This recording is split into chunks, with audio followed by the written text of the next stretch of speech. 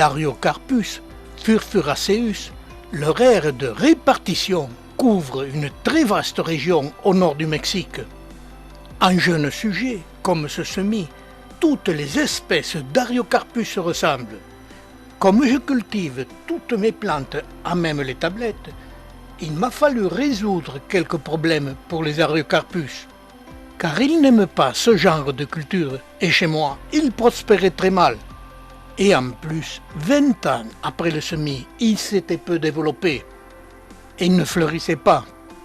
Pratiquement, toutes mes plantes sont issues de semis, ce qui me permet de greffer 1 à 2 exemplaires de chaque espèce. Et pour cet Ariocarpus, je les ai greffés sur Keventia zeitneri, car ce porte-greffe de petit diamètre permet de greffer les plantules dès la 2e année. Et 30 ans après, l'Ariocarpus furfuraceus a pris des dimensions exceptionnelles.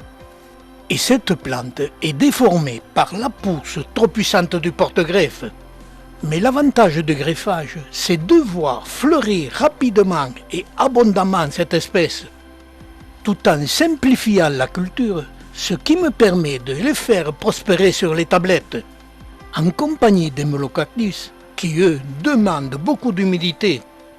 Mais le greffage m'a permis de suivre en accéléré la vie de cette espèce et de voir au fil des ans son évolution. Le sommet des mamelons se recourbait de plus en plus, et entre eux de plus en plus de poils au fur et à mesure du vieillissement de la plante. Et au sommet des mamelons, cette touffe devenait plus importante. Tous ces détails sont le résultat d'une plante greffée au développement en accéléré.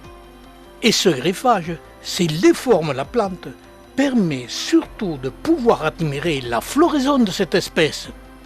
Au mois d'octobre, les boutons de cette espèce commencent leur développement. Ils apparaissent au milieu d'une très grande quantité de poils. Et puis c'est la floraison. Celle-ci est souvent très différente pour cette espèce. Leur pétale peut être ronde ou pointue. Cela est le fait de l'aire de répartition de cette espèce qui est très vaste. Ce qui a donné, suivant leur répartition, des différences entre les sujets. Si le greffage permet la simplification de culture, il a surtout l'avantage d'une floraison très abondante.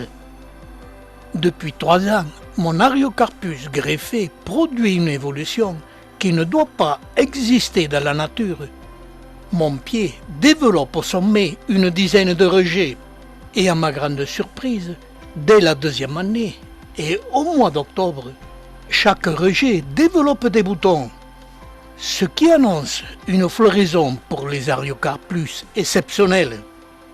Ce n'est pas 1 ou 2 fleurs, mais des dizaines, qui finissent par cacher la plante sous cet important bouquet blanc.